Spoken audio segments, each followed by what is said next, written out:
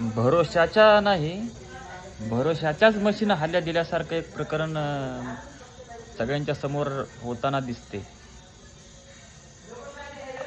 एका IPS कर्तव्यदक्ष IPS अधिकाऱ्यांनी त्या ठिकाणी जाऊन बेकायदेशीर खोदकामाला विरोध करताना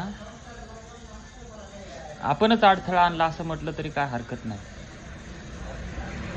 बघा, अशा अधिकाऱ्यांना आपण सहकार्य करणं हे आपलं काम आहे आणि राज्याचे मंत्री म्हणून तर एक जिम्मेदारीचं काम आहे. आम्हाला अशी अपेक्षा नव्हती अजिबात. भाषणात वेगळं आणि भाषणामागं वेगळं असं स्पष्ट दिसून येतंय.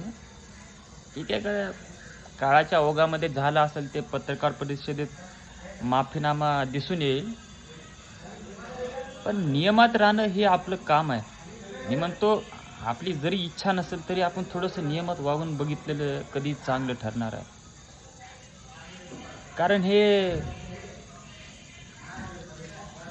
एक समाजामध्ये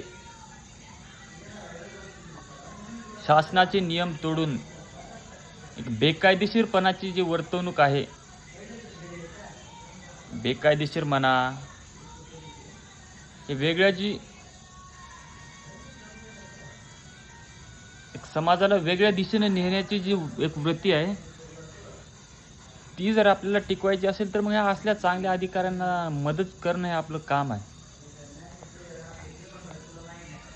तुम्हाला एवढं खोदकाम करायचंच असेल, मी तर म्हणतो तुम्ही असं खोदकाम करा की पृथ्वीच्या ह्या टोकाहून माणूस गेला ती खालच्या पातळीकडून माणूस निघाला पाहिजे. करायचं तर असं खोदकाम करा तुम्ही.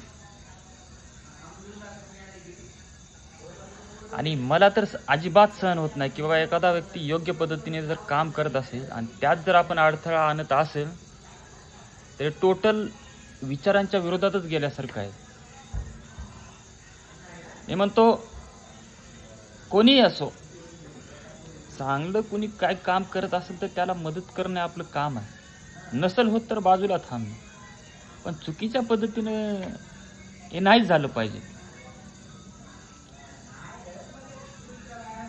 सरळ माफीनामा मागावा आणि नियमाने वागण्यासाठी जागरूक करावे आपण.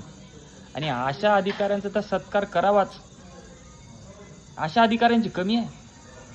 अधिकारी तर भरपूर आहेत, पण अशा अधिकाऱ्यांची कमतरता आहे. आणि आपल्या महाराष्ट्राला संपन्न करण्यासाठी अशा अधिकाऱ्यांची तर अत्यंत आवश्यकता आहे आणि आपल्याला अशा अधिकाऱ्यांना मदत करणं गरजेचं आहे. जेवढं सांगायचं तेवढं सांगितलंय मी. इथून पुढे कुणाकडूनही अशा प्रकारचे होऊ नये एवढं मी नक्की बोलतो. आणि आपली जरी इच्छा नसेल तरी आपण थोडंसं चांगलं वागून बघण्याचा प्रयत्न केला पाहिजे. नियमासोबत चालण्याचा आपण प्रयत्न केला पाहिजे. धन्यवाद.